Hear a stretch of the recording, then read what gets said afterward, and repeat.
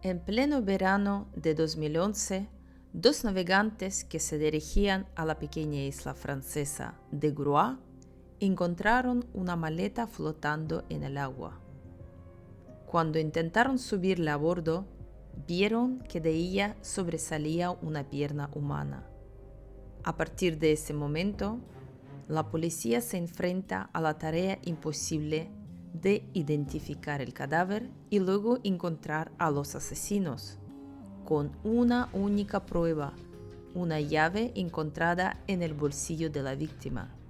Siguiendo esta pista, los detectives recorren el país, pero desenredan una madeja de lujuria, dinero y mentiras. El 13 de julio de 2011 hacía un día precioso. Los agentes de la Gendarmería Marítima francesa iban a comer cuando recibieron una llamada de socorro de dos marineros en el muelle del puerto de Lorient.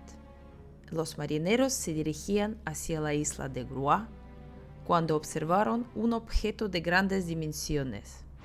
Al principio pensaron que era una caja de almacenamiento de pescado que otros marineros habían perdido.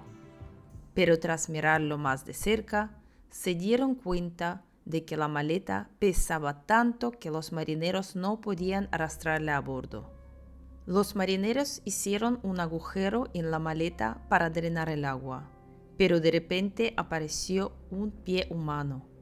Los hombres entraron en pánico y avisaron a los guardacostas, cuales hicieron intervenir a la policía. Cuando llegaron los agentes, los marineros seguían conmocionados. Señalaron a una maleta bastante amplia. Sin abrirla, la maleta fue llevada al tanatorio, donde la examinó un forense. Dentro de la maleta estaba el cuerpo de un hombre en posición fetal. Parecía tener entre 25 y 30 años. Era corpulento, bien afeitado y circuncidado. Tenía el pelo bien peinado y brillante, y una dentadura fina, sin caries ni empastes.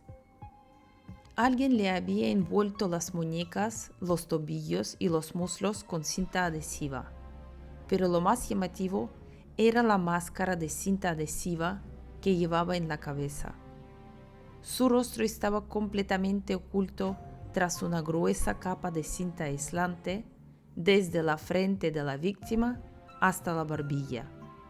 Aparte de una abrasión en el cuello y heridas defensivas en las manos, no presentaba prácticamente ninguna herida, ni de bala, ni de penetración de arma fría, ni nada por el estilo. Dado el grado de descomposición del cadáver, determinar la causa exacta de la muerte fue muy difícil, pero el forense llegó a la conclusión de que el hombre murió asfixiado por la máscara de cinta adhesiva que llevaba en la cara.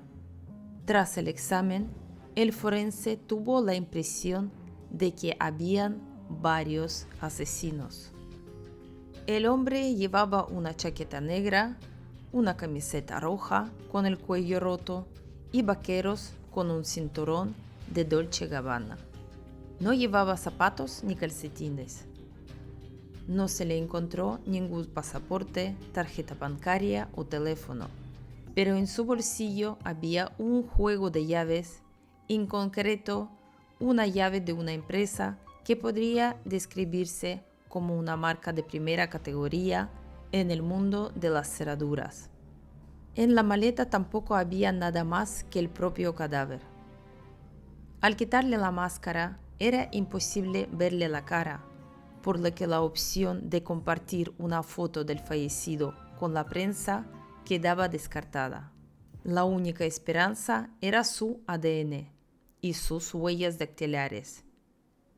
Pero no se encontraron coincidencias en ninguna base de datos.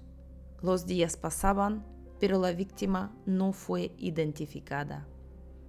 Nadie buscaba al joven desaparecido. Los agentes comprobaron todas las hipótesis posibles, incluso las menos probables. Entrevistaron a marineros locales para ver si faltaba algún miembro de su tripulación porque en la región operaban contrabandistas. La policía sugirió que tal vez el joven era miembro de una banda criminal o había sido víctima de la trata de seres humanos.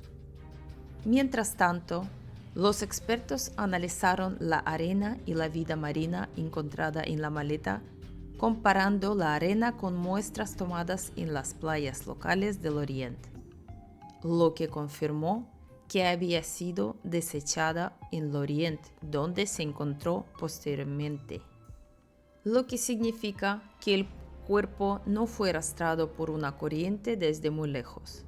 En cuanto al estudio de la vida marina, 2 diminutas pulgas de arena halladas también en la maleta permitieron a los investigadores establecer la fecha de la muerte de la víctima. La maleta había pasado al menos 3 semanas en el agua, como mucho un mes. Así pues, el crimen se produjo entre mediados y finales de junio. Estos análisis resultaron útiles para la investigación, pero la policía seguía careciendo de un nombre que pudiera relacionarse con el fallecido. Por supuesto, la persistencia en la investigación tuvo un coste, y los detectives se dieron cuenta de que pronto tendrían que suspender la búsqueda. Después de todo, ¿cómo iban a encontrar al asesino sin reconocer siquiera el nombre de la víctima? Para asegurarse de que iban en la dirección correcta, el juez de instrucción invitó a otros patólogos a examinar el cadáver. Y un profesor afirmó con seguridad que el hombre parecía muy joven, pero que sus órganos internos indicaban que era algo mayor de lo que parecía. Tenía entre 45 y 55 años. Después de 8 meses, la policía recurrió a la última posibilidad de identificar a la víctima por su aspecto. Se decidió por un largo y complicado procedimiento de reconstrucción facial. Los especialistas recrearon el rostro del hombre a partir de lo que quedaba de su cara y con la estructura de su cráneo. Basándose en la imagen obtenida, el fallecido podría ser turco o kurdo, cuyas comunas son habituales en el oeste de Francia. Armados de retrato de la reconstrucción forense del rostro, los agentes empezaron a hacer la ronda por cafés y restaurantes, recintos deportivos y propietarios de viviendas de alquiler, creyendo que alguien reconocería al hombre. Solo quedaba la esperanza de la prensa. En marzo de 2012, el juez de instrucción permitió que se entregara el retrato robot a los periodistas. Además, se entregaron a la prensa fotos de los objetos personales de la víctima, el cinturón Dolce & Gabbana y una llave poco habitual. Los investigadores esperaban que alguien los recordara y, en consecuencia, a su propietario, porque los demás objetos, incluida la maleta, son demasiado comunes. Se venden en países distintos en grandes cantidades y es imposible localizar al comprador. La empresa italiana, fabricante de las cuerdas utilizadas para envolver la maleta, accedió a facilitar una lista de los minoristas a los que había enviado la mercancía, pero eran 466. La única esperanza era la llave encontrada en el bolsillo de la víctima. Las cerraduras de esta empresa se consideran muy fiables y caras, por lo que son relativamente raras. Los investigadores averiguaron que la cerradura y la llave se fabricaron en noviembre de 2009. Se vendieron un total de 399 ejemplares. La empresa fabricante no disponía de una lista de compradores, pero pudo facilitar una lista de cerrajeros que suministraban este modelo concreto de cerradura. Los agentes de la Gendarmería Marítima se embarcaron en una gira por Francia para encontrar a estos cerrajeros y sondear las cerraduras que la empresa había instalado en las más diversas regiones del país. A veces solo se encontraba una cerradura de este tipo en una semana. El trabajo avanzaba lentamente, pero la persistencia dio sus frutos. Tras 16 meses de búsqueda, los investigadores visitaron a un cerrajero en un suburbio de París el 21 de noviembre de 2012. Era el cerrajero número 144 de sus listas. El detective se presentó y le habló de cadáver en la maleta que llevaban año y medio tratando de identificar. El cerrajero exclamó: ¡qué interesante coincidencia! El caso es que hace unas semanas había cambiado la cerradura del piso donde vivía un hombre de unos 50 años, del que no se sabía nada desde hacía año y medio. El cerrajero de la empresa dijo a los agentes de policía que habían tenido una suerte increíble porque aún no había tirado la cerradura. El hombre buscó la cerradura, cogió la llave del investigador y ésta encajó perfectamente. Fue un momento increíble de alivio y satisfacción por el trabajo bien hecho. La búsqueda de los detectives había llegado a su fin. Era increíble cómo la señora Suerte había intervenido en este caso. Si los investigadores hubieran llegado a casa del cerrajero un mes antes, este aún no habría cambiado la cerradura y no habría podido ayudarles en nada. Y si hubieran llegado un mes más tarde, probablemente ya la habría tirado. El piso donde el cerrajero cambió la cerradura estaba ocupado por Farid Ozan, de 56 años. No tardaron mucho en inspeccionar el piso. Una puerta reforzada y robusta daba a un pequeño estudio en el cuarto piso. Los muebles de la habitación eran totalmente desproporcionadas en relación con el coste de la cerradura. Una cerradura de estas puede costar hasta 2.500 euros, pero el piso apenas estaba amueblado y las cosas eran baratas. Todo el lugar daba una impresión extraña. Las pertenencias habían sido claramente utilizadas por alguien, pero no había nada personal, ni fotos, ni cartas, nada de nada. La policía habló con la portera, que les contó muchas cosas interesantes. En primer lugar, conocía a Farid bajo el nombre de Miquel. En su opinión, no trabajaba porque lo veía a menudo con café y croissants en la cafetería de la esquina. También le pareció extraño que el hombre hubiera instalado una puerta blindada con semejante cerradura. En cuanto a los huéspedes, al estudio de la cuarta planta subía a menudo una chica muy guapa, vestida, según el conserje, de forma poco modesta, pero muy escotada. La chica tenía un tatuaje en forma de ola en la espalda. A la pregunta de por qué el propietario esperó año y medio tras la desaparición del inquilino para cambiar la cerradura, la mujer explicó que el alquiler seguía llegando a la cuenta. Durante esos 18 meses, nadie pensó que el inquilino había desaparecido, sobre todo porque siempre informaba de sus salidas. Pero después de que el casero no pudiera ponerse en contacto con él por teléfono durante varios meses, porque el teléfono estaba constantemente apagado, decidieron abrir la puerta. El conserje se equivocó solo en una cosa. Los investigadores se enteraron de que el hombre tenía trabajo. Era limpiador en salones de masaje de un barrio de París, pero lo dejó 3 meses después de que se encontrara el cadáver en una maleta.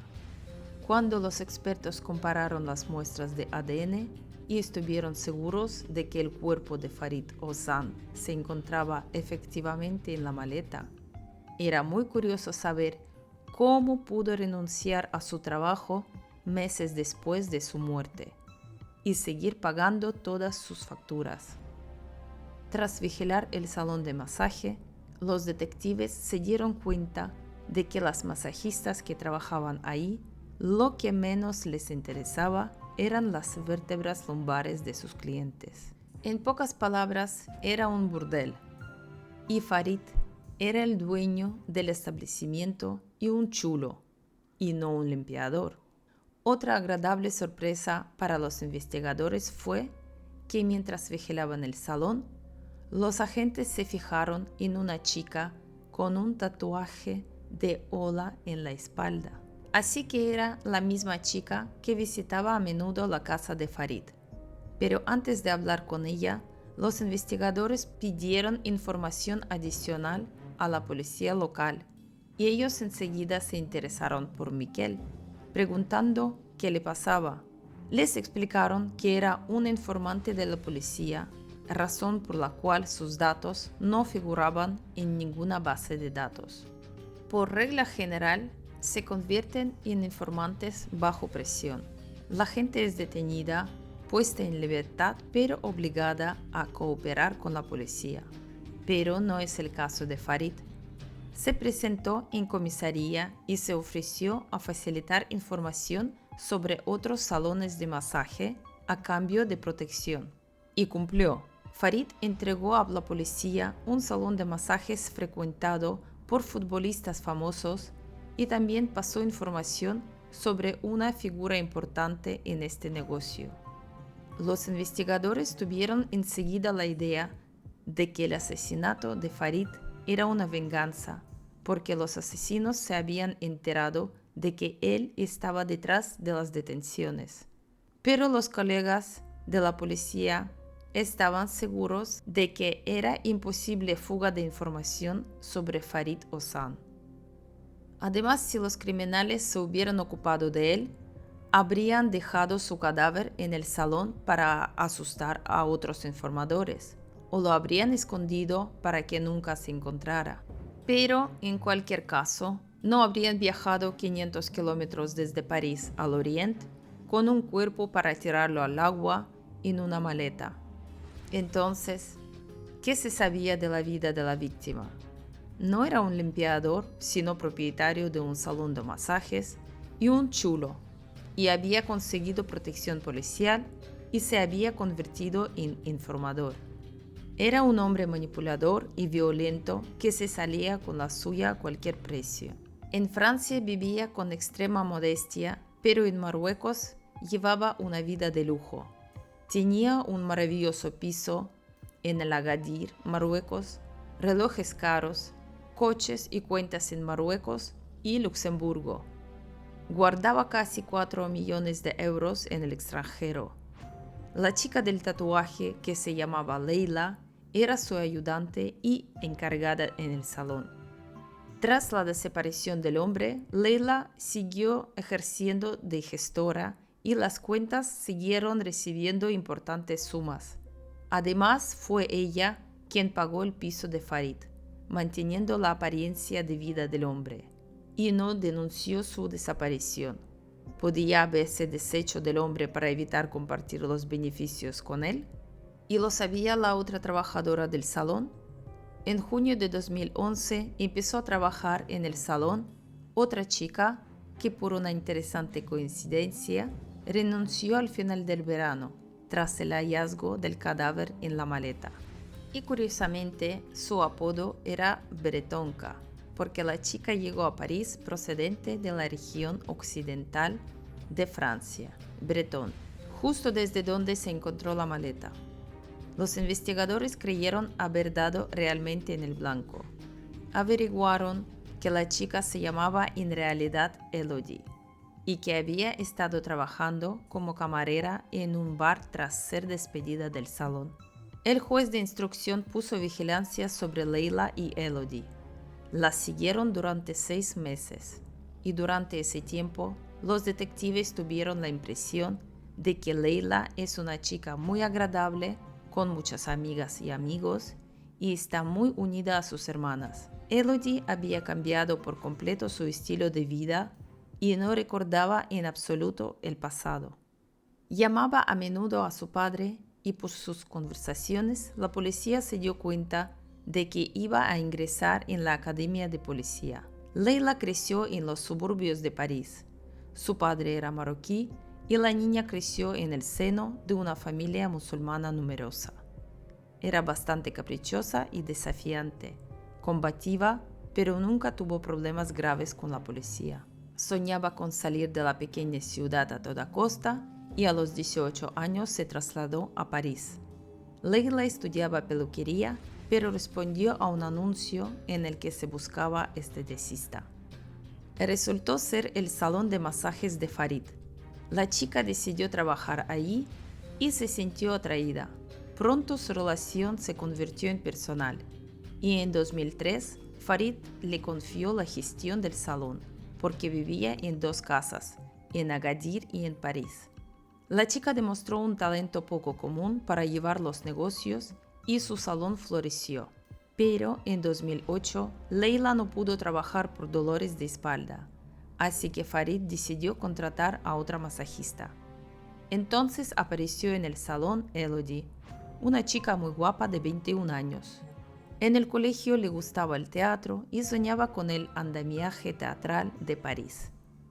Pero tras mudarse y cambiar varios trabajos, no muy bien pagados, se dio cuenta de que era muy caro alquilar un piso en la capital. Finalmente la derrumbó un breve y apasionado romance con un músico famoso. Más concretamente, la ruptura con él hizo que se le acumularan las deudas cuando encontró un anuncio de un salón de masajes. La chica aceptó trabajar en él, solo para volver a normalizar su vida. Leila no quiso contratarla, no porque no le gustara, al contrario, pensó que esta chica de Bretagne, solo 3 años más joven que ella, no sería capaz de sobrevivir en su mundo. Elodie tenía un carácter muy frágil, sensible y amable. Pero Farid insistió y Leila contrató a la chica. Elodie quedó fascinada por Leila y su fuerza interior, su inteligencia y su aspecto. Y como Elodie se sentía sola, Leila la tomó bajo su protección y la presentó a sus amigas. Las chicas se comunicaban mucho y estrechamente. Pero de repente, 2 años después, en 2013, rompieron completamente los lazos y la vigilancia y las escuchas de sus teléfonos no aportaron nada. Los investigadores decidieron que había pasado mucho tiempo y que podían intentar olvidar lo sucedido y seguir con sus vidas, así que decidieron darles un pequeño empujoncito. Comunicaron a los medios de comunicación que el cadáver del desconocido de la maleta había sido identificado. Se llama Farid y era dueño de un burdel de París. Fue un movimiento efectivo porque el teléfono de Elodie sonó esa misma noche. Era su antiguo amigo del colegio. Le dio a su amiga las últimas noticias y le aconsejó que tuviera cuidado y pasara desapercibida. Durante la conversación también mencionó al padre de Elodie. Pero, ¿qué tenía que ver su padre?, pensaron los investigadores al escuchar la conversación telefónica. Resultó que Pierrick, el padre de Elodie, vive en Lorient. Al día siguiente, los detectives hablaron con el amigo de Elodie, que intentó advertir a su amiga, pero al hacerlo solo le tendió una trampa. Dijo que cuando ella tuvo un ataque de nervios, se sintió muy mal y confesó que había ayudado a matar a un hombre. Ella le contó que el asesinato había tenido lugar en París, que habían llevado el cadáver en una maleta de un taxi hasta Lorient y que luego el Pierrick lo había tirado en el puerto. El joven no la creyó al principio. Elodie siempre había sido un poco excéntrica y pensó que estaba bromeando hasta que leyó en los medios de comunicación que la maleta y el cadáver habían sido sacados del agua en Lorient. El 28 de mayo de 2013, Pierrick, Elodie y Leila fueron detenidos. En este caso concreto, los podían tener en la estación policial 96 horas en lugar de las 48 habituales. En el momento de la detención, Leila no mostró el menor signo de agitación. Se había preparado internamente para 96 horas de interrogatorio y confiaba en que se iría a casa al final de ese periodo de tiempo. Aunque el cotejo del ADN confirmó que el cuerpo de Farid Ozan había sido encontrado en la maleta, ella negó que estuviera muerto. La chica aseguró que estaba vivo y que se encontraba bien. Al parecer, fue visto recientemente por sus amigos comunes. A diferencia de Leila, Elodie habló inmediatamente de cómo Farid fue asesinado. El 20 de junio de 2011, Leila y Elodie volaron a Agadir para hacer una visita sorpresa a Farid. Leila le dijo que las estaban siguiendo y que quería que las detuvieran, por lo que tenía que volver rápidamente a París y resolver el problema. No está muy claro qué quería conseguir con ello, pero en cualquier caso, Farid no se asustó. Estaba más bien perplejo. Después de todo, sabía que estaba bajo protección policial. Prometió investigar el asunto y la amenazó con problemas si mentía. Las chicas regresaron a París la noche siguiente, el 21 de junio. Farid apareció en el salón. Se produjo una discusión entre él y Leila. Farid dijo a Leila, si algo no le gusta, puede marcharse inmediatamente, pero que no espere que él le pague dinero. Evidentemente no le gustó quedarse sin dinero. Le tiró una taza de café a la cara, lo que él no esperaba. Después de eso, las cosas sucedieron muy rápido. El hombre se asustó y quiso marcharse. Empezó a subir la persiana metálica. Al mismo tiempo, Leila le dijo a Elodie que trajera un candelabro de la otra habitación. En cuanto lo tuvo en las manos, inmediatamente le golpeó fuertemente en la nuca al Farid. La persiana se levantó y Farid salió corriendo. Leila corrió detrás de él. Elodie estaba observando la escena sin interferir. Según Elodie, Leila consiguió que Farid volviera al salón, le hizo sentarse y firmar unos papeles. Estaba cubierto de sangre, claramente enfadado, pero lo firmó. Leila hizo una señal a Elodie para que se acercara.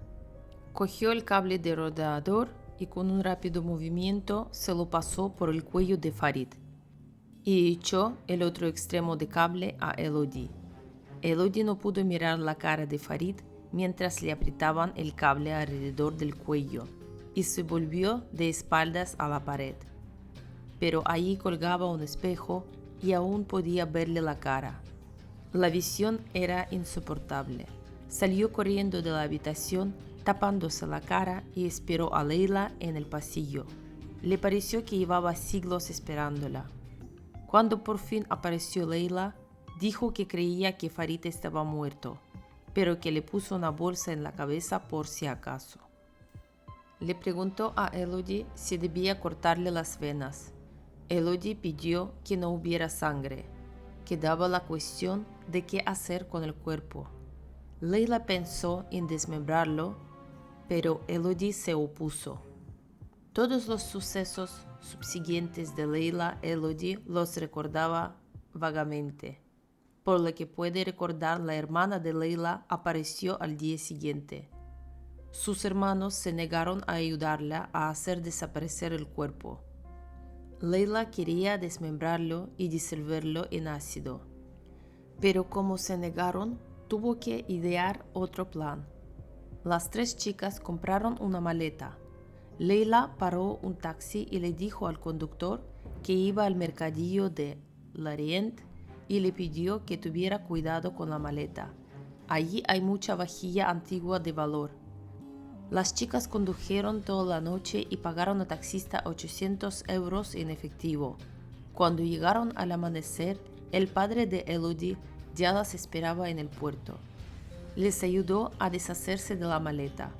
Elodie intentó defender a su padre, pero cuando la policía interrogó a Pierrick, el hombre confesó inmediatamente todo. Se notaba que la confesión le alivió. Dijo que cuando se encontró con su hija, ésta le soltó inmediatamente que ella y Leila habían cometido una gran estupidez y que había un cadáver en la maleta. El hombre tenía la opción de contárselo todo a la policía y ver cómo detenían a su hija o ayudar a las chicas. Eligió la segunda opción. Pierrick llevó a las chicas a casa y pidió un barco a su compañero. El tiempo estaba tormentoso ese día y no pudo llegar tan lejos como quería en el bote. Ató la carga a la maleta con cuerdas y la arrojó al agua. Sin embargo, la maleta se negó obstinadamente a hundirse, así que el hombre la perforó un par de veces para que entrara el agua. Cuando regresó a casa, abrazó a las chicas y les dijo que no quería volver a oír hablar de la maleta. Leila y Elodie volvieron a París en tren ese mismo día. A finales de agosto, Elodie dejó su trabajo y unos meses más tarde ingresó en un hospital psiquiátrico. No podía aceptar el hecho de haber contribuido a acabar con la vida de un hombre, y eso afectó gravemente a su frágil estado emocional. A pesar de la confesión de Elodie y de su padre, seguían habiendo lagunas en la historia. Leila se negó a ayudar a llenarlos. Se mantuvo firme y no admitió nada. Tenía respuestas para todas las preguntas del juez de instrucción, pero respondía con evasivas y no era seguro que dice la verdad. El intento de reconstruir el crimen tampoco ayudó a aclarar todos los matices, porque Leila se negó a participar en él en la mayoría de los casos y atribuyó su incapacidad para responder a tal o cual pregunta a lagunas de su memoria. Finalmente comenzó el juicio. Se preveía que si los cómplices eran declarados culpables, las chicas se enfrentarían a 30 años de prisión y Pierrick 2 años de cárcel. El juicio se desarrolló de un modo peculiar. Los abogados de Elodie aseguraron al jurado que la chica se había convertido en cómplice involuntaria del crimen y que recordaba mal todos los acontecimientos de aquella noche. El abogado de Leila, por su parte, argumentó que Elodie estaba engañando, tratando de minimizar el alcance de su implicación en el asesinato. Al fin y al cabo, es imposible creer que la frágil Leila, que pesaba 50 kilos, pudiera enfrentarse sola a un hombre fuerte y atlético. Por no hablar de que, según la conclusión del forense, hubo al menos 2 asesinos. Por último, tanto los abogados de Elodie como los de Leila trataron de hacer creer que el verdadero culpable era él mismo. Elodie describió unas condiciones de trabajo muy difíciles. Prácticamente vivía en el salón de masajes, trabajando 7 días a la semana de 11 a 23 horas de la noche, incluso cuando estaba cansada o enferma. A veces tenía que atender a entre 15 y 20 clientes al día. No había ducha en el local y tenía que lavarse en una palangana. Farid ni siquiera pensaba en la higiene y en la salud de la joven. Elodie recibía 3.000 euros al mes por un trabajo tan duro y la facturación mensual del salón era del menos 90.000 euros. Por último, el fiscal tocó la fibra sensible de los presentes en el juicio al exigir una condena indulgente sin precedentes para los acusados. Tras ser declarados culpables, Leila debía pasar 12 años en prisión, Elodie 6 años, y a su padre le dieron 1 año de libertad condicional. Al oír el veredicto por primera vez en todo el juicio, Leila dio rienda suelta a sus sentimientos y lloró. Siempre había insistido en su inocencia. La chica recurrió a la apelación, pero el tribunal de apelación confirmó el veredicto. Tanto Leila como Elodie hace tiempo que fueron puestas en libertad y han cambiado completamente de vida. Han recibido una educación y han empezado todo de cero. Gracias por estar conmigo hasta el final. Si te gustó esta historia, apoya el vídeo con un me gusta y el canal con una suscripción. Te esperan muchas historias interesantes e impactantes. Nos vemos pronto.